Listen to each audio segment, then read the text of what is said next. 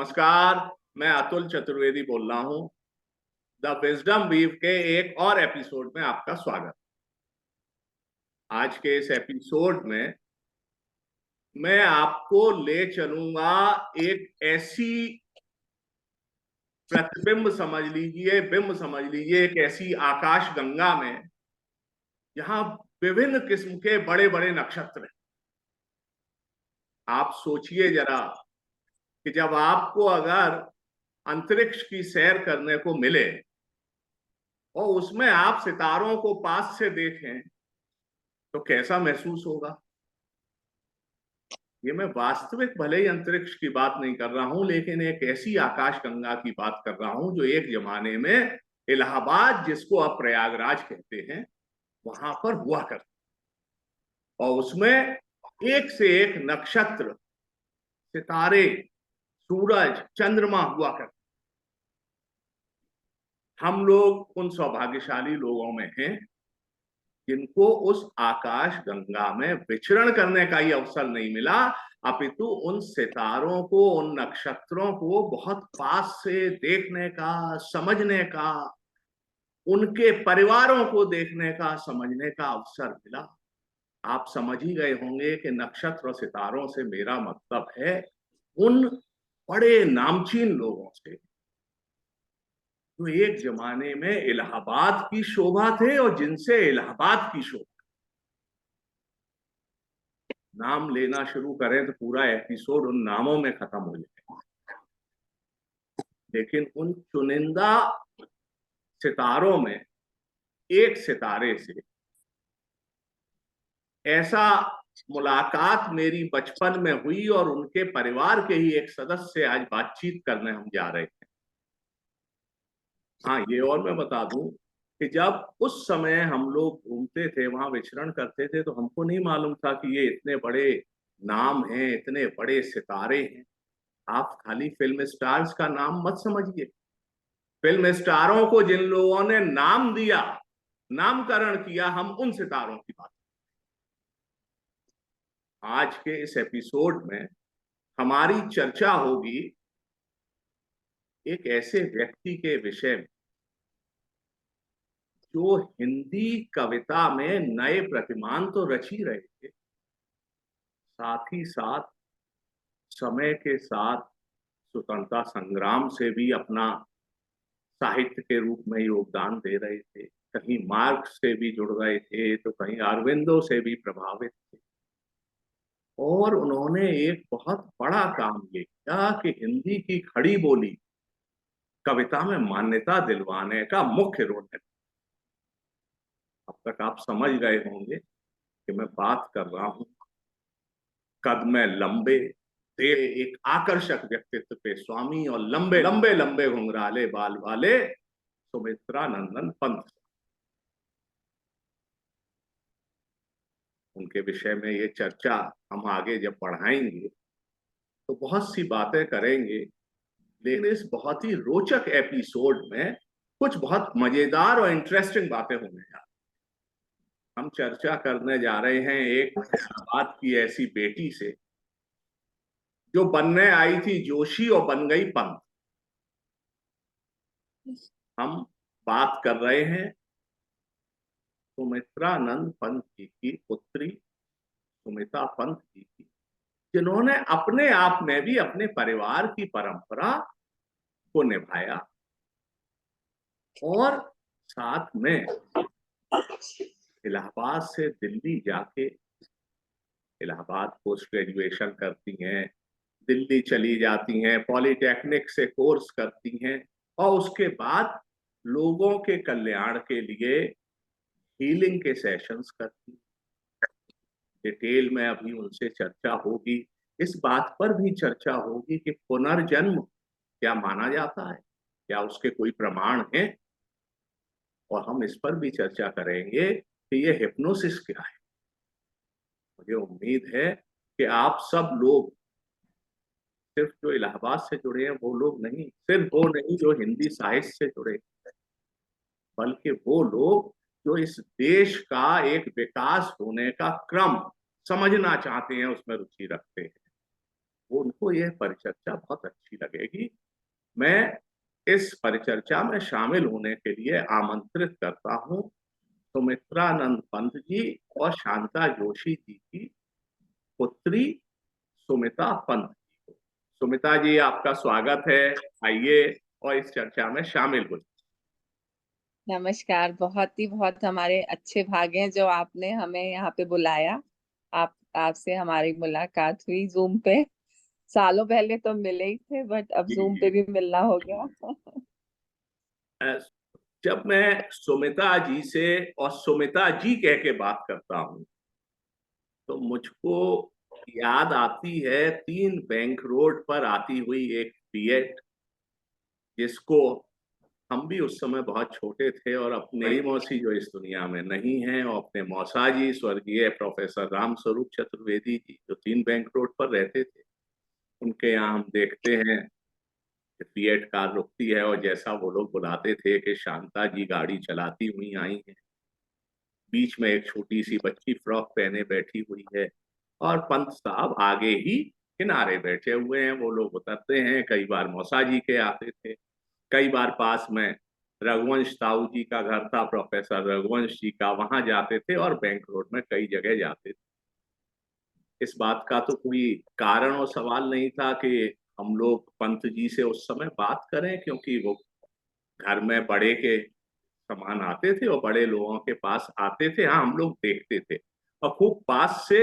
कभी ये नहीं महसूस हुआ, वो यही लगा कि घर के लोग हैं, आए हैं। हम उनके घर भी गए थे स्टैनली रोड पर, और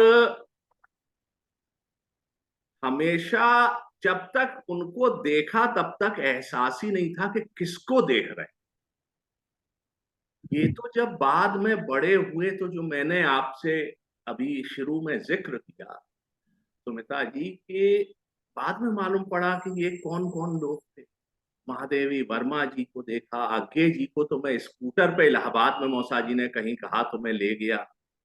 इन लोगों का मालूम नहीं था कि कितने बड़े, हमारा कितना बड़ा पूर्व जन्म के पुण्य है कि ऐसे लोगों को मिलना और देखना हो रहा है। फिराक साहब को देखा तो मुझे वो दिन याद आते हैं, और मेरे ख्याल से उसके बाद अब आपसे मुलाकात और बात हो रही है। तो मैं आपसे सबसे पहले चर्चा की शुरुआत में ये पूछना चाहूँ कि सुना तो हमने बहुतों से है और वीडियो भी देखे हैं, पढ़ा भी है, लेकिन अगर आप खुद बताएंगी कि ये क्या कहानी है कि आप जोशी बनने आई थी और पंत बन गई। जी। ये तो अम्मा का था, मतलब शांति जोशी जी का प्लान था कि उनको एक लड़की अडॉप्ट करनी है। तो उन्होंने उन्होंने लिखा अपनी जीवनी में कि मुझे एक सपने में जो बच्ची दिखी वो ही मुझे मिल गई। तो एक्चुअली उनका बहुत सालों से प्लान था कि कोई बच्चा अडॉप्ट करेंगे, फिर वो पूरा नहीं हो पाया। एक उन्होंने बच्ची स्वराज भवन से भी लेनी चाहिए थी, लेकिन वो उसका कुछ ऑपरेशन हुआ और वो सरवाइव नहीं कर पाई। तो इसलिए जब मेरा ही आना लिखा था तो मैं ही आई ही उनकी लाइफ में। तो जब मैं आई तो उनको मुझे जो सरनेम देना था वो चाह रही थी जोशी देना। पर जब दद्दू मैं बोलती थी पंत जी को, तो जब दद्दू ने मुझे देखा तो उन्होंने कहा ये तो पंत देना चाहूंगा मैं।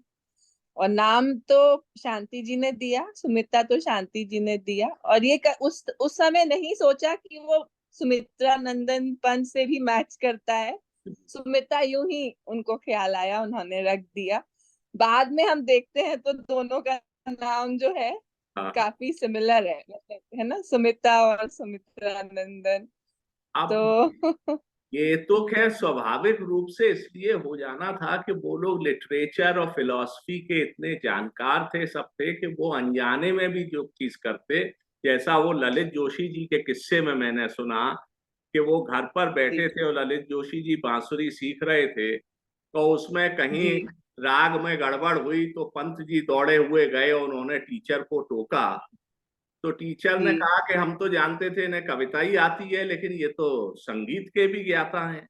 तो जो ललित जोशी जी ने बात बताई कि कवि पंत जी की हर जी कविता संगीतबद्ध है, उसके हिसाब से ही है, तो ये तो अपने आप जी नाम में भी हो ही जाना। सुमिता जी, मैं ये जी आपसे पूछना चाहूंगा कि जैसे पंत जी के बारे में हमने पढ़ा है कि बचपन में उनकी मां नहीं रही, और जी शायद इस अभाव की वजह से उनको प्रकृति से और नारी के प्रति प्रेम भी दिखता है, नारी के अलग अलग रूपों के प्रति प्रेम दिखता है। और एक जिसको कहते हैं कि एक ऐसा आदमी जो कि इस चीज की खोज में था और आखिर में जाके वात्सल्य रूप में उनको आप पर लुटाने का और आपसे ये प्रेम पाने का मौका मिला। और जो गोसाई दत्त जी, उनका नाम मैंने पढ़ा है कि बचपन में था, फिर लक्ष्मण जी से प्रभावित होकर उन्होंने स्वयं सुमित्रा नंदन पंथ किया, बनारस जाते हैं पढ़ने, इलाहाबाद आते हैं, गांधी जी के आंदोलन में रहते हैं।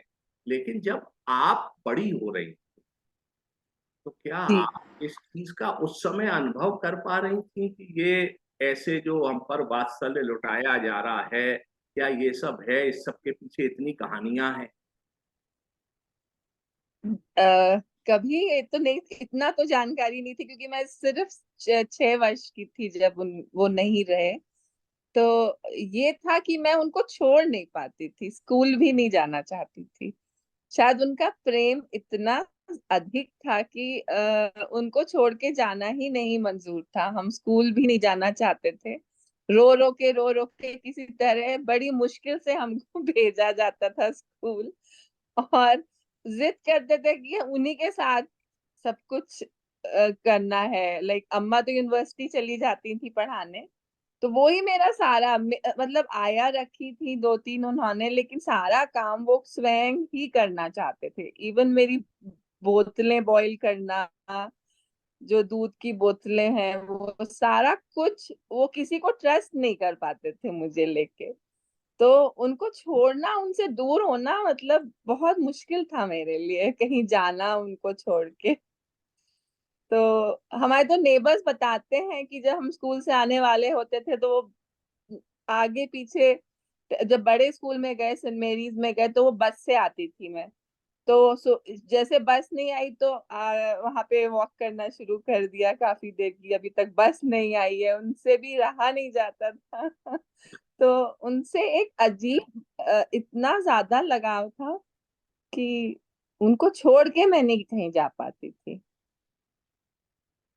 जो आपने कहा ये लगाव की बात, तो मुझको ध्यान आ रहा है, और आपसे भी बात हुई थी, मैंने इंटरव्यू में भी देखा था कि आपको एक अनजान आशंका हुई, और उस अनजान जी आशंका का प्रश्न उठा, और प्रश्न की परिणति एक कविता में हुई। मैं कविता के कुछ शब्द यहाँ पढ़ना चाहूंगा। जरूर, बहुत प्यारी कविता है वो, और वो ये, ऐसा हुआ है। हाँ। तो उन्होंने उसको शब्दों में उतारा है। मेरी प्यारी बेटी सुमिता, 5 साल, अभी नहीं वह कमरे में आ चुपके मुझको देख एकटक बोली, दद्दू मुझे छोड़कर भला चले जाओगे क्या तुम? मैंने पूछा, क्यों कहती? कहाँ चला जाऊंगा मैं? वह चुप रहे, क्षण भर बोली, तुम जो मर जाओ। विस्मय हुआ मुझे, वह वह नहीं समझती अब तक क्या है मृत्यु। तू उसका सिर बोला हंसकर, किसने तुझसे कहा? नहीं तो तुझे छोड़कर दद्दू भला कहाँ जाएगा? बतलाओ भी तुझसे किसने कहा? ध्यान से देख मुझे वह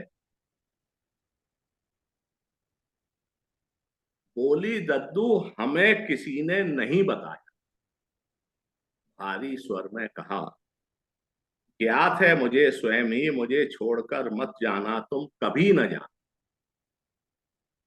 आंखें भर आई, मैं भावा वेग रोक कर बोला, सोना बड़ा बनाकर पहले तुझको पीछे जाऊंगा।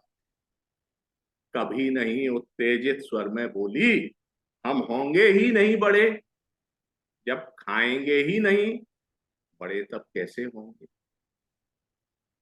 सुनकर उसका तर्क गोद में लेकर उसको प्यार किया मैं, उसका सिर सूंघ सूंघ उसको समझाया, लिपटा कर सहज गले से, बेटा सभी नहीं मरते, मैं भी उनमें जो न कभी। मैं नहीं मरूंगा तो उससे सच कह, समझ गई वह भाव हृदय का, उसे छोड़कर मैं न कभी मरना चाहूं, मरने पर भी मैं उसका ही बना रहूं। दीर्घ सांस निकली उसके उर से अनजाने, सुख संतोष झलक आया द्रुत आतुर मुख पर, लिपट गई वह मेरे उर से मुग्ध भाव से। ये जो कविता है इसको पढ़ते हुए, और अगर आप ध्यान से कोई भी सुनेंगे तो आपको एहसास होगा कि एक छोटी सी 4-5 साल की बच्ची अपने दद्दू से अपनी चिंता व्यक्त कर रही है, और वो कैसे समझाते हैं। और मैं अभी सुमिता जी से तो पूछूंगा ही, लेकिन मैं एक चीज बता दूं, और आगे इस बातचीत में ये बात सामने आने वाली कि जो लोगों के माता पिता होते हैं, जो लोगों के एंसेस्टर्स होते हैं, वो शरीर छोड़ते हैं, मरते नहीं। इस पे हम लोग आगे चर्चा करेंगे, लेकिन उससे पहले सुमिता जी मैं आपसे पूछना चाहूंगा कि ये जो कविता उन्होंने लिखी, और फिर हम लोगों को मालूम है कि लगभग आप 6-6.5 साल की थी तो उन्होंने शरीर छोड़ा, क्या फिर कैसा, मैं समझता हूँ बहुत तकलीफ की चीज है, फिर उसके बाद कैसा रहा, इलाहाबाद कैसा हो गया आपके लिए, दुनिया कैसी। जब उनका उन्होंने अपना शरीर छोड़ा तो मुझे कुछ समझ नहीं आ रहा था क्या हो रहा है। ऑफ कोर्स मैं हॉस्पिटल में थी उनके साथ जब लास्ट उनको लेके गए थे। तो गाड़ी में जा रहे थे और बहुत जोर जोर से उनकी चेस्ट से ना आवाज आ रही थी, ब्रीथ नहीं कर पा रहे थे। अम्मा ड्राइव कर रही थी, मैं पीछे बैठी थी। तो डॉक्टर को इन्फॉर्म करके गए बट वो थे नहीं वार्ड में। तो उनके घर में जो जो बेली हॉस्पिटल में पीछे क्वार्टर्स है, उनके घर जाना पड़ा उनको उठा के, क्योंकि लेट था काफी, 12 बज रहे होंगे। तो काफी ठंड थी मुझे याद है। तो डॉक्टर को इन्फॉर्म करने के बावजूद वो वहां मिले नहीं। तो उनके उनके जो पीछे हेड को उनके जो क्वार्टर्स थे वहां हम गए, तो वो रोड काफी ऊबड़ खाबड़ था। तो उनको बहुत तकलीफ हो रही थी जब गाड़ी उस पे ना चल रही थी, तो उनको झटके लग रहे होंगे। तो उसके बाद वो डॉक्टर को लाया गया, उन्होंने वहां पे बेड नहीं खाली था, तो बेड खाली करवाया गया। तो वो सब देखते हुए मुझे बहुत बहुत हम सहम गए थे, हमको समझ नहीं आ रहा था क्या हो रहा है। उसके बाद थोड़ी देर में अम्मा बोली अब घर चलते हैं। तो हम गाड़ी में जब उनके साथ जाने लगे तो हमने अम्मा से कहा, हमने कहा नहीं अब दद्दू जो है वो नहीं है, मर गए, ऐसे बोला। बोले नहीं नहीं, ऐसा कुछ नहीं है। के बाद हमें घर ले आए तो समझ तो हम गए थे कि कुछ गलत हुआ। और फिर वहां लेडीज आ गई थी, रात में भी उनके शरीर को लाके ड्राइंग रूम में रखा गया। तो उसके बाद सब कुछ समझ आ गया था। और हम रो मतलब रो नहीं पाए, तब मैं रोई नहीं। तो उसके बाद बस सुबह में जो नागरथ हॉस्पिटल से एम्बुलेंस उन्होंने भेजी थी, जो बिशप थे उन्होंने, और उनको ले जाया गया। तो सब कुछ हमने देखा बट मैं रोई नहीं। उसके बाद कुछ दिन में हमारी फ्रेंड्स हैं पास में रहते हैं, उनके पास भेज दिया जाता था हमको, क्योंकि ये था कि चलो थोड़ा सा डिस्ट्रैक्ट कर दें इसको। उसके बाद हम अपने म्यूजिक क्लासेस भी नहीं, हमारे घर में टीचर आते थे हमको सिखाने के लिए, 4 साल तक हमने तो आते थे, आते जरूर थे, बट क्लास नहीं कर पाते थे, बिल्कुल गा ही नहीं पाते थे। और वो मतलब आई डोंट रिमेम्बर कि मैं रोई, रोई नहीं। तो शायद वो ग्रीस जो था ना बहुत अंदर चला गया, और माना नहीं कि मतलब कि वो नहीं है। ये हमेशा ये होता था कि शायद वापस आ जाएंगे, वापस आ जाएंगे। तो अम्मा ने कहा नहीं नहीं, वो हनुमान जी जो है वो ले उनके पास गए हैं, वो आ जाएंगे थोड़े दिन में। तो ये कभी विश्वास नहीं हुआ कि वो वापस नहीं। तो छोटे थे तो ये फैंटेसी में रहते थे कि शायद वापस आ जाएंगे। तो एक्चुअली मतलब इट वाज वेरी स्ट्रेंज कि मुझे डेथ के बारे में पता ही नहीं था। जब हमने एक हिस्ट्री में चैप्टर पढ़ा, 3rd या 4th में, जिसमें बुद्धा का बताया उन्होंने कि उन्होंने एक ओल्ड एज में किसी को देखा, फिर क्रिमेशन करने के लिए ले जा रहे थे, तब पता लगा कि क्रिमेशन होता है। यही नहीं मालूम था। तो that was very shocking for that time, that information कि क्रिमेशन होता है, मतलब मरने के बाद उसको बॉडी को बर्न कर देते, ये भी हमें नहीं पता। तो वो चीज को एक्सेप्ट कर ही नहीं पाए शायद। आज तक मैं वो एक्सेप्ट नहीं कर पाई हूँ उनकी डेथ, क्योंकि उस समय उसका मतलब ही नहीं समझ आया। बिल्कुल ठीक बात है। उस तकलीफ का कोई अ, जैसे कबीर दास ने तो अच्छे के लिए कहा है कि गूंगे केरी सरकरा खाए और मुस्काए, लेकिन जो दुख है वो भी ऐसा ही है कि जिसको होता है वो उसी को एहसास होता है। वो पीड़ा जो है वो वही समझ सकता है, और पीड़ा पर पर्दा पड़ जाता है समय के साथ, लेकिन पर्दा हटे तो पीड़ा उतनी ही तीव्र होके फिर आ जाती कह रही हूँ किसी की प्रेजेंस हमेशा के लिए आपकी लाइफ से चली जाए, ये बहुत मुश्किल होता है एक्सेप्ट करना। तो शायद वो मैंने कहीं सप्रेस कर लिया बहुत ज्यादा, लेकिन वो ग्रीफ शायद रहा मेरी लाइफ में हमेशा, उनके ना होने का। है। अच्छा, जैसे आपने भी सुना होगा कि पंत जी पहले हिंदी के कवि थे जिनको ज्ञानपीठ पुरस्कार मिला, मतलब हिंदी कवि, और पद्म भूषण से भी उनको सम्मानित किया गया। लोग इतने बड़े लोगों के साथ एक बार मिल लें तो जिंदगी याद रखते हैं, और आप तो जिंदगी उन्हीं के साथ बिता रही थी, आप उसी परिवार की अंग थी और अब उस परिवार की रिप्रेजेंटेटिव। तो ये जो एक जैसे फिल्म स्टार के बच्चों से लोग पूछते हैं कि वो एक सिंड्रोम होता है, उनको एहसास होता है कि वो स्टार सन है या स्टार डॉटर है। तो मेरा मानना है कि ये जो बड़े बड़े नाम थे, पंत जी और इलाहाबाद के कई ऐसे बड़े लोग, तो ये तो स्टारों से भी बड़े थे। तो कभी आपको ये एहसास हुआ कि आप इतने बड़े व्यक्ति की पुत्री हैं? नहीं, उस समय तो बिल्कुल नहीं हुआ, क्योंकि उनके साथ स्पॉन्टेनियसली बड़े हुए, तो ये कभी हमने सोचा नहीं कोई बड़ा या कोई। सब बहुत हम्बल लोग थे ना, कोई अपना बड़प्पन कभी जताया नहीं किसी। तो हमें कभी लगा ही नहीं कि कोई होता है ना बहुत एरोगेंस के साथ लोग रहते हैं, तो शायद उनको देख के लगे कि हाँ भाई ये बहुत बड़े आदमी है, ऐसे करके वहाँ कोई रहता नहीं था। बहुत स्वाभाविक तरीके से मिलना जुलना। वो तो अब जब लोग बोलते हैं कि अरे तुम उनकी बेटी हो, तो लगता है कि अच्छा, ये तो हमने कभी फील नहीं करा कभी, क्योंकि वो एज अ फादर तो मेरे लिए फादर ही थे ना। उनके अचीवमेंट तो थे, तो कभी हमने इस लाइफ में देखे नहीं। और हमारे आसपास भी जितने थे बड़े लोग, वो कभी दिखाते नहीं थे। जो एक बड़ा होता है वो कभी झुका होता है, वो कभी दिखाता नहीं कि मैं क्या हूँ।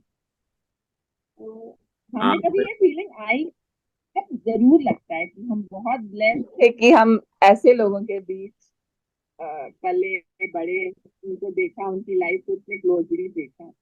अब हमको जरूर एहसास होता है, उस समय बिल्कुल नहीं। तो सुमिता जी, जैसे इलाहाबाद में जब आप बड़ी हो गई, तो बड़े होने के जी। बाद कहाँ बैंक रोड पे जाना होता था, सिविल लाइंस जाना होता था, हाथी पार्क जो कि सुमित्रा नंदन पंत जी के ही नाम पर उसका बाल उद्यान नाम हो गया। उन अनुभवों को आप कुछ बताइए।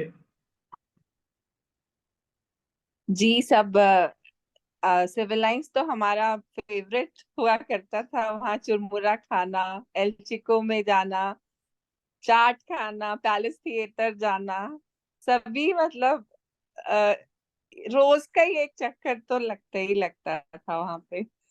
और हमारे सारे जितने क्लोज फैमिली बोलिए, कोई हम लोग सब एक दूसरे को फैमिली ही समझते थे वहां। या कोई आंटी अंकल वाला कल्चर नहीं था, सब चाचा मामा या मौसी ही थे। तो अमृत राय जी को मैं अमृत मामा बोलती थी, उनकी वाइफ को सुधा मामी बोलती थी। आपकी जो ये मौसी अमृत जी थी राय उनको जी सुषमा मामी। प्रेमचंद जी के बेटे हुए ना? जी जी, उनके बेटे हुए। और उनकी जो वाइफ थी सुधा जी जो थी, वो सुभद्रा कुमारी चौहान की डॉटर थी। तो दोनों ही बहुत बड़े लिटरेरी जो वो थे, उनके जायंट्स, लिटरली जायंट्स बोलेंगे ऐसे लोगों को, तो मतलब उनके उनके ही मतलब वो थे, संतान थे। तो उनके यहाँ जाना सब। एक पीडी टंडन हुआ करते थे, उनके यहाँ जाना। ये जस्टिस टंडन देवकी जी वही नंदन थे अग्रवाल जिन्होंने थे। इंदिरा गांधी जी को साइकिल चलाना सिखाया था। अच्छा अच्छा अच्छा। सब क्या जाना होता था। जस्टिस देवकी नंदन अग्रवाल रोज शाम को कहीं ना कहीं तो जाना ही होता था। और सब, या तो कोई प्रोफेसर था, कोई जज था, कोई पोएट था, कोई कुछ, मतलब इतने अच्छे लोगों से हमारा संपर्क रहा। ऐसा सौभाग्य तो मिलना बहुत मुश्किल है। ऐसे लोगों के वाइब्रेशंस ही मिल जाए बहुत होता है। बैंक रोड उनकी जाना बातें होता सुनना। था, कभी महादेवी जी से मिलना हुआ। जी जी, महादेवी जी से भी होता था मिलना, सबसे होता था। और बस वहां जाते थे, और उनकी बातें उस समय शायद इतनी समझ में नहीं आती थी, लेकिन कहीं ना कहीं वो जाके वो सब कुछ रहता है मन में। बाद में समझ आता है कि कितना कितना हमें मिला उनसे। उनका बिल्कुल ठीक आशीर्वाद बात ही है। मिल गया, वही बहुत है। अच्छा, फिर जब इलाहाबाद से आप लोग दिल्ली पहुंच गए, वहां आपने पॉलिटेक्निक से, साउथ दिल्ली से डिप्लोमा भी किया, और ये सब जी करते करते ये हीलिंग कैसे शुरू हो गई और हीलिंग का आपने शुरू किया? फिर अभी आगे बहुत इंटरेस्टिंग पुनर्जन्म की भी अपन बात करेंगे, हिप्नोसिस की भी करेंगे, लेकिन ये हीलिंग हिप्नोसिस ये क्या था? एक्चुअली 20 साल में मैंने वो एडवर्टाइजिंग वाला जो कोर्स था पॉलिटेक्निक से, वो करा था। तब शायद मैं 20-21 साल की थी। उसके बाद विवाह के बाद बच्चों में, घर गृहस्थी में पूरा समय इतना दिया कि अपने आप को भूल गए। तो हीलिंग इसलिए हमने शुरू करी, अपने आप को तलाशने की जो जर्नी होती है, जिसको हम मोस्टली जो लेडीज होती हैं वो अपने को भूल के बिल्कुल फैमिली में, इन लॉज में, हर चीज में अपने को इतना खो देते हैं कि अपने आप का जो एक अस्तित्व है वो रह जाता है। तो उस एक समय आया जब हमको लगा कि अब हमें अपने ऊपर काम करना पड़ेगा, क्योंकि काफी स्ट्रेस रहा हमारी लाइफ में, बहुत प्रॉब्लम्स रही। तो उनसे कोप अप करते करते कहीं मुझे ऐसा लगा कि मुझे अपनी हीलिंग करवानी चाहिए। तो किसी ने मुझे सजेस्ट किया, तो एक रेकी हीलर थी, मैं उनके यहाँ गई। उन्होंने मेरी हीलिंग्स 1-2 सेशंस किए, फिर उन्होंने कहा आप तुम खुद सीखो। तो 2012 में हमने उनसे रेकी सीखी। उससे पहले मैंने बुद्धिज्म ग्रुप भी ज्वाइन किया था। हमारा एक चैंटिंग ग्रुप था, नम्यो हो रेंगे क्यों चैंट है, जो हम बेसिकली कर्मा क्लेंजिंग के लिए होता है। तो वो तो मैं फॉलो करती थी। मैं कॉलोनी में था, हमारा डिस्ट्रिक्ट था, वहां पे 60 मेंबर्स थे। तो साथ में बैठना, चांट करना। उसके बाद रेकी सीखी। रेकी के बाद हमने प्राणिक हीलिंग सीखी। प्राणिक हीलिंग सीख के अरहैटिक योगा तक कर लिया। उसमें जो लेवल होता है, 5th लेवल, उसमें अरहैटिक योगा होता है, जो सारे योगों का समावेश है उसमें। जितने हमारे योग हैं उनको उन्होंने एक उसमें समावेश करके आध्यात्मिक योगा बनाया है। अरहत मतलब सेंटहुड, तो it is a preparation for sainthood. तो उसकी हमारी प्रैक्टिस ही 3 घंटे की रोज की होती है। फिर हमने हिप्नोसिस भी सीखा, क्योंकि हमारा सूक्ष्म शरीर जो होता है उसको हम रेकी और प्राणिक हीलिंग से हील कर सकते हैं। जो हमारा फिजिकल बॉडी है वो तो डॉक्टर हील करते हैं, और जो हमारा मेंटल बॉडी है वो हमारा जो है हिप्नोसिस से हील होता है। तो जब किसी पर्सन को हील करना है तो उसके वो मेडिसिन खा रहा है, पर उसकी जो उसका सूक्ष्म शरीर है, एनर्जी बॉडी है, एथरिक बॉडी, एस्ट्रल बॉडी, वो सारे शरीर पे काम करना पड़ेगा, तो ही वो पर्सन पूरी तरह से हील होगा। और मेंटल बॉडी होता है हिप्नोसिस से हील। तो हमने सोचा कि सारी तरफ से प्रॉब्लम को इतना घेर लो कि वो प्रॉब्लम बचे ही नहीं। तो सारे जितने तरीके हैं वो सीखने की कोशिश कर रहे अच्छा, थे। आपने ये बताया एक तो जैसे बातचीत में कि जैसे एनर्जी होती है बॉडी में, एक तो फिजिकल है कि ब्लड प्रवाह हो रहा है, ऐसे ही आप जिक्र कर रही थी पहले कि प्राण का भी प्रवाह होता है। तो ये क्या है, कैसे रुकता है? बड़ा इंटरेस्टिंग चीज है। रेकी में हम लोग जो हैं वो 7 एनर्जी सेंटर्स चक्रा पे काम करते हैं, और प्राणिक हीलिंग में 11 चक्र पे काम करते हैं। तो उसमें ये है, जो प्राण हमारे जैसे इलेक्ट्रिसिटी फ्लो करती है हमारे सर्किट्स में, वैसे ही प्राण हमारे एनर्जी सेंटर्स में फ्लो करता है। तो कोई भी अगर एनर्जी सेंटर या जो चक्र है वो ब्लॉक हो जाए तो वो जो है उस एरिया का जो जो भी ऑर्गन है वो उस पे सप्लाई नहीं पहुंचती है। तो जब सप्लाई नहीं पहुंचती है तो वो ऑर्गन खराब हो जाता है। तो वो हमको चक्र को उस एरिया के हील करना होता है, ताकि उसमें से प्राण का सप्लाई नॉर्मल हो जाए। तो ये हमें फॉर्मूला मिलता है, ये हमको फॉर्मूला मिलता है पूरा हर डिजीज का। तो उस फॉर्मूले को हमें चक्रों पे अप्लाई करना होता है। चक्र खुल जाते हैं, एनर्जी उसमें फ्लो होने लगती है, बॉडी सेल्फ हील होने लगती है। हमको बड़ा सिर्फ ब्लॉकेज हटाना होता है, बॉडी हील तो अपने आप ही होगी। अच्छा, वो तो बड़ा सेल्फ हीलिंग हम इंटरेस्टिंग, बॉडी के अंदर। बड़ा इंटरेस्टिंग बात ये है। तो ये जो आप हिप्नोसिस करती हैं, क्या आदमी सचमुच व्यक्ति हिप्नोटाइज हो जाता है या क्या जी, होता है? हिप्नोटाइज मतलब वो पूरे होशो हवास में होता है, बट उसकी जो स्थिति होती है वो जैसे हमारी सोने से पहले की स्थिति होती है। जो हम थोड़े डीप स्लीप में जाने लगते हैं तो हमें थोड़ा सा बाहर का भी सुनाई देता है, पर हम एक अलग अवस्था में होते हैं। तो हमें वो ट्रांस में लेके जाना होता है उस पर्सन को। और जो भी हमको उनको देने हैं सजेशंस, बेसिकली हम उनके सबकॉन्शियस माइंड पे काम कर रहे होते हैं। तो उसमें जो उनकी डेटा को रिवायर करना होता है। तो जो हम सजेशंस देते हैं, अगर कॉन्शियसली हम किसी को बोलेंगे बेटा तुम पढ़ा करो, कॉलेज जाया करो, तो वो उसको उतना नहीं समझ आएगा। जब हम उसको ट्रांस में लेके जाके ये सजेशन देंगे तो उसको 15 टाइम्स मोर उसकी रेसेप्टिविटी बढ़ जाती है, उसको चेंज होने में बहुत इजी हो जाता है।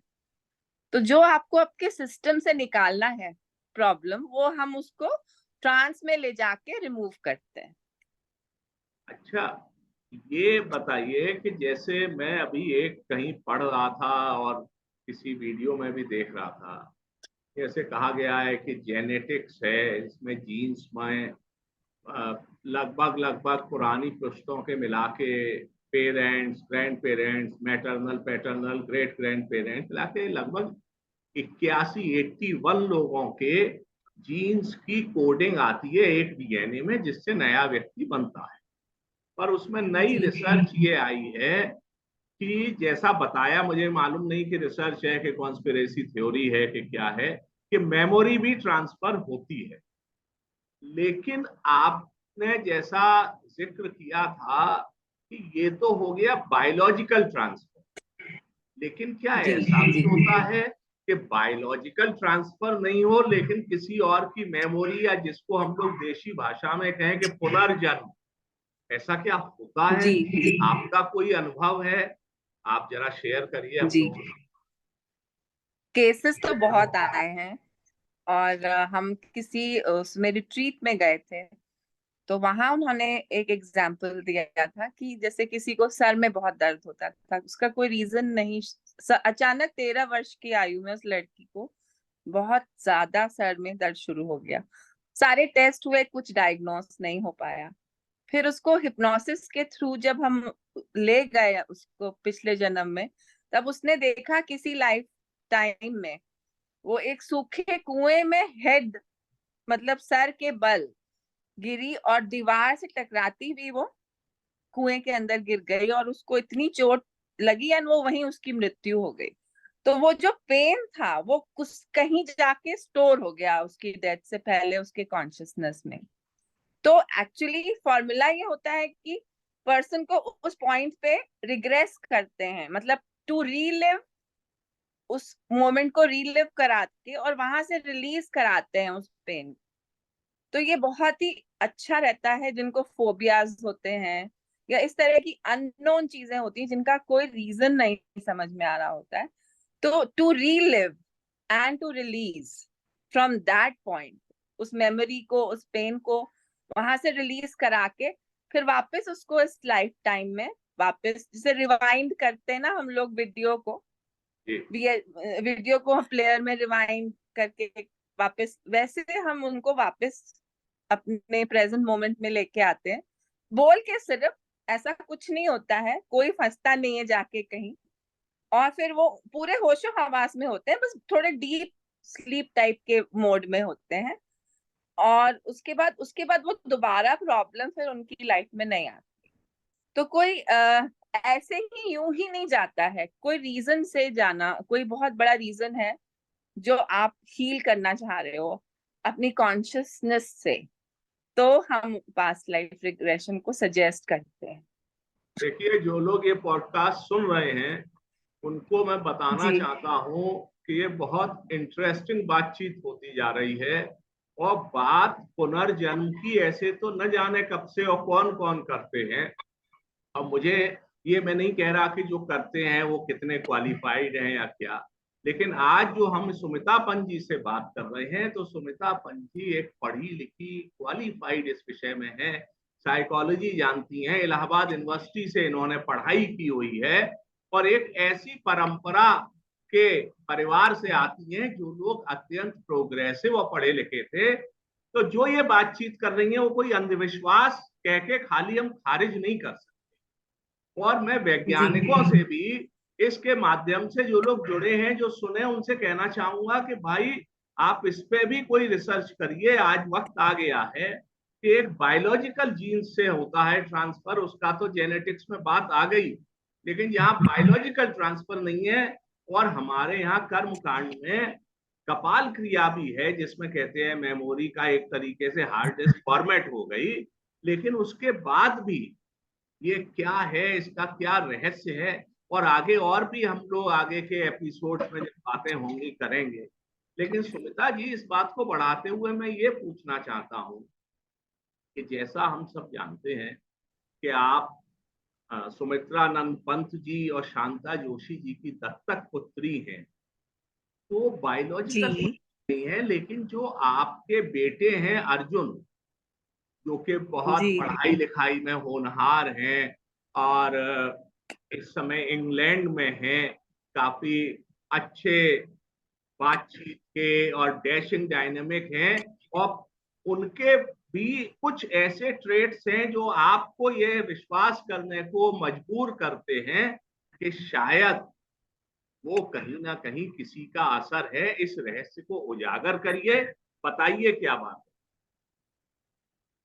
जी। पंजी की मैं बायोलॉजिकल डॉटर तो नहीं हूँ, लेकिन जो अर्जुन है मेरे पुत्र, उनका जो, मतलब उनका जो हाव भाव था बचपन से, मैं बहुत उनको माइन्यूटली ऑब्जर्व करती थी कि शुरू में ही मुझे लगा ये प्रकृति, जैसे प्रकृति प्रेमी थे पंत जी, वैसे ही ये बहुत सेंसिटिव बच्चा था। इसको मैंने कभी भी नॉर्मल स्कूल में डालने की इच्छा नहीं रखी थी। ये था कि उसको मेराम्बिका जैसे स्कूल में, जहां बाहर पेड़ों के नीचे या इस तरह से प्रोजेक्ट फॉर्म में पढ़ाते हैं, एग्जाम और नॉर्मल स्कूलिंग नहीं देना चाह रही थी, लेकिन मजबूरन देना पड़ा, क्योंकि एडमिशन होना हर जहाँ चाहे वहाँ मुश्किल हो जाता है। वो मुझे ऐसा लगता था कि वो इन सब चीजों के लिए नहीं बना है, क्योंकि वो बहुत अलग किस्म का बच्चा था। उसको मैं बहुत माइन्यूटली ऑब्जर्व, और शक्ल भी, अगर फोटोग्राफ आपको मैंने भेजी है, कि बहुत ज्यादा दोनों की का फेस मिल, उनके बचपन की फोटो और उसकी फोटो, जबकि हमारा कोई बायोलॉजिकल रिश्ता नहीं था। और 10th में स्कूल वालों ने जबरदस्ती उसके बाल कटा दिए, उसने स्कूल ही छोड़ दिया। उसको कब इतनी ज्यादा मतलब बालों से मोह हुआ, ये हमें अचानक ही समझ आया। रेगुलर उसके बाल कटते थे, कभी उसने नहीं किया, बट स्कूल ही छोड़ दिया उसने, स्कूल ही चेंज कर लिया जब जबरदस्ती स्कूल वालों ने उसके बाल कटा दिए। बड़े सारी ऐसे इंसिडेंट्स थे, मैं देखती थी, मैं सोचती थी ये तो जो भी चीजें हो रही हैं ये पैटर्न उनकी लाइफ में भी था। हम लोग एक्चुअली जो भी पास्ट लाइफ कैरेक्टर्स के ऊपर लोगों ने रिसर्च करी है, तो वो फोटोग्राफ्स, आईज आईज सेम होती हैं आपकी हर लाइफ में। कहते हैं कि eyes are the windows of the soul, तो वो नहीं चेंज होती है, चाहे आप कितनी भी मतलब बर्ड्स ले लें। आईज में सिमिलैरिटी होती है, फेस में, कई बार फेशियल लुक में होती है, बिहेवियर में होती है, और जो चीजें उनकी लाइफ में हुई थी वो भी कई बार पैटर्न्स भी रिपीट होते हैं। जैसे पंत जी जब ग्रेजुएट हुए तो उनको पता लगा कि उनकी पूरी फैमिली जो थी, बहुत ही वेल टू डू फैमिली थी, 64 रूम्स का उनका घर था अल्मोड़ा में, लेकिन कुछ हो गई गलतियां, भाई ब्रदर्स नहीं हैंडल कर पाए, तो कंप्लीटली बैंकरप्सी के स्टेज में आ गए थे। उनके पास कुछ नहीं था। इसी वजह से शायद वो कभी शादी करने के लिए भी नहीं सोच पाए, क्योंकि वो अपने बेसिक से ही, मतलब अपनी बेसिक जो रिक्वायरमेंट्स थे उनको ही, उसी स्ट्रगल में रह गए। तो अर्जुन के साथ भी ऐसा ही हुआ। अर्जुन जैसे कॉलेज से निकले, फैमिली उसी स्टेज में हमारी भी पहुंच गई थी, बिल्कुल ही, मतलब अर्जुन जो आज है बिल्कुल टोटली सेल्फ मेड है। फिर उन्होंने राजनीति में भी इंटरेस्ट दिखाया और कॉलेज नहीं गए। कॉलेज उन्होंने बाद में सारे एग्जाम साथ में दिए, जैसे पंत जी जुड़ गए थे राजनीति से और गांधी जी के आंदोलन से, वैसे अर्जुन जुड़ गए थे। तो उन्होंने भी काफी राजनीति में काम किया, काफी काम किया, और उसके बाद उन्होंने चीवनिंग स्कॉलरशिप ली और लंदन चले गए, लंदन स्कूल ऑफ इकोनॉमिक्स के लिए सिलेक्ट हो गए। तो टोटली सेल्फ मेड थे। और जिस पॉइंट पे पंत जी थे अपने कॉलेज से निकलने के बाद, उसी पॉइंट पे अर्जुन भी पहुंच गए थे। बड़ा फिनेंशियली इंटरेस्टिंग उन्हें कोई, बड़ा जी इंटरेस्टिंग बात यह है कि बालों से वैसा ही मोह होना, आंखें वैसी होना, जी और आपका ये विश्वास होना कि अर्जुन के रूप में सुमित्रा नंदन पंत जी ने दूसरा जन्म दिया है, ये जी आपका विश्वास है। और जो लोग इस चीज पर विश्वास नहीं करें उनके लिए प्रश्न चिन्ह है कि ये विज्ञान के लिए खोज का विषय है, अध्यात्म के लिए सोच का विषय है। और आपको तो विश्वास है ही है, क्योंकि आपके सामने ये जी चीजें हो रही है। तो मिता जी, हम जी लोगों की बातचीत बहुत अच्छी है, और बातचीत ऐसी हो रही है कि इलाहाबाद की तो बातें होती हैं कि आप करते रहिए, और मालूम नहीं कितना समय बीत जाता है, लेकिन समय की भी सीमा है। तो एक जी आखिर में मैं ये चाहूंगा कि आप सुमित्रा नंदन पंत जी से आपको इतना प्रकृति की जानकारी और प्रकृति का प्रेम, एक ये एहसास, भले ही वो बाद में हुआ, कि कितने बड़े वो, मतलब अगर मैं कहूं कि लोग अमिताभ बच्चन को याद करते हैं, लेकिन मैं कहीं पढ़ रहा था कि अमिताभ बच्चन को नाम सुमित्रा नंदन पंत जी ने ही अमिताभ दिया था। और मैंने जी जी ये भी जी पढ़ा कि जब हिंदुस्तान में टेलीविजन आ रहा था तो उसका हिंदी में क्या नाम रखा जाए। वो जो दूरदर्शन नाम हुआ वो भी सुमित्रा नंदन पंत जी का ही दिया हुआ नाम था।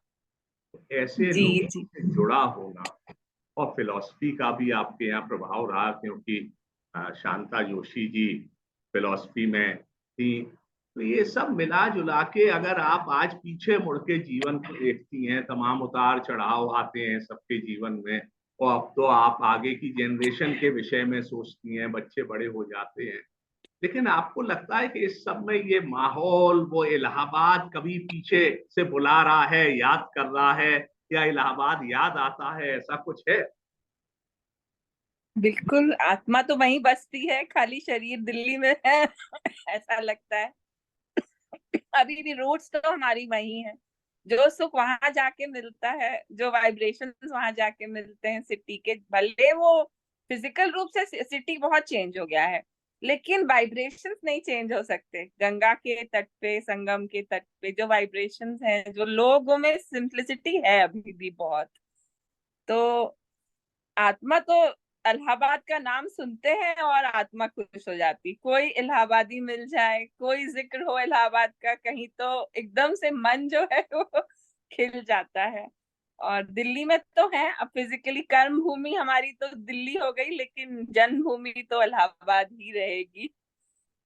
तो तो, शायद रूट्स तो वही हैं। तो सुमित्रा जी, बहुत अच्छी बातचीत रही, और हम लोग आगे भी आपसे अनुरोध करेंगे कि आप अपने व्यस्त समय में से समय निकालिए और कुछ और बातों पर चर्चा करेंगे, साहित्य पर, फिलॉसफी पर।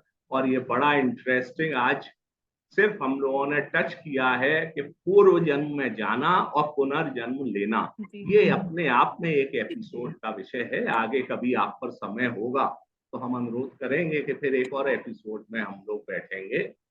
तो आज के जी। इसमें सुमिता जी, आपने समय दिया, इसके लिए आपका बहुत बहुत आभार, धन्यवाद, नमस्कार। आपको भी बहुत बहुत धन्यवाद, आपने इतना रोचक प्रोग्राम हमारे साथ करा, एंड मुझे भी बोलने का मौका मिला इस विषय के बारे में, सबको जानकारी होगी। बहुत अच्छा लगा। तो देखिए, ये आज धन्यवाद। का एपिसोड आप लोगों ने देखा है, और आज के एपिसोड में साहित्य की यात्रा कौसानी से, जो अब उत्तराखंड में है, वहां से हम लोग शुरू करते हैं, और बनारस होते हुए गांधी जी का दौर देखा कि कैसा प्रभाव साहित्य पर पड़ा, और साहित्य से और राजनीति से कैसा जुड़ाव हुआ। मार्क्सवाद का प्रभाव हम लोगों ने देखा, प्रेमचंद जी, सुमित्रा नंदन पंत जी, जयशंकर प्रसाद जी, निराला जी, महादेवी वर्मा जी, और न जाने कितने लोग हैं। और आगे हम लोग कोशिश करेंगे कि इस पॉडकास्ट में इस किस्म की बातचीतों पर भी आगे चर्चा और हो। अन्य ऐसे लोगों से जो लोग जुड़े रहे हैं, उनको भी हम इस पॉडकास्ट में लेके आए। मुझे उम्मीद है कि आप लोगों को आज का एपिसोड अच्छा लगा होगा। अगर अभी तक चैनल सब्सक्राइब नहीं किया है तो सब्सक्राइब कर दीजिए, और अगर वीडियो अच्छा लगा तो इसे लाइक और इस तरह की रुचि वालों से शेयर करें। आखिर में एक बात फिर से कहूंगा कि द विजडम वीव चैनल में कई किस्म के वीडियो हम लोग बनाते हैं, कई किस्म के विषयों पे चर्चा होती है, हिस्ट्री है, माइथोलॉजी है, इलाहाबाद से संबंधित बातें हैं, साहित्य की बातें हैं, कभी कभी खाटी पॉलिटिक्स भी हो सकती है। तो और चतुर्वेदी हेरिटेज के भी मैं एपिसोड बनाता हूँ। सबकी प्लेलिस्ट अलग है, आपका जो रुचि का हो उस प्लेलिस्ट को देखिए, जो रुचि का नहीं है उसको मत देखिए। मैं उम्मीद करता हूं कि आप आगे अपने सुझाव कमेंट के रूप में मुझे देंगे। आज के लिए इतना ही। धन्यवाद, नमस्कार।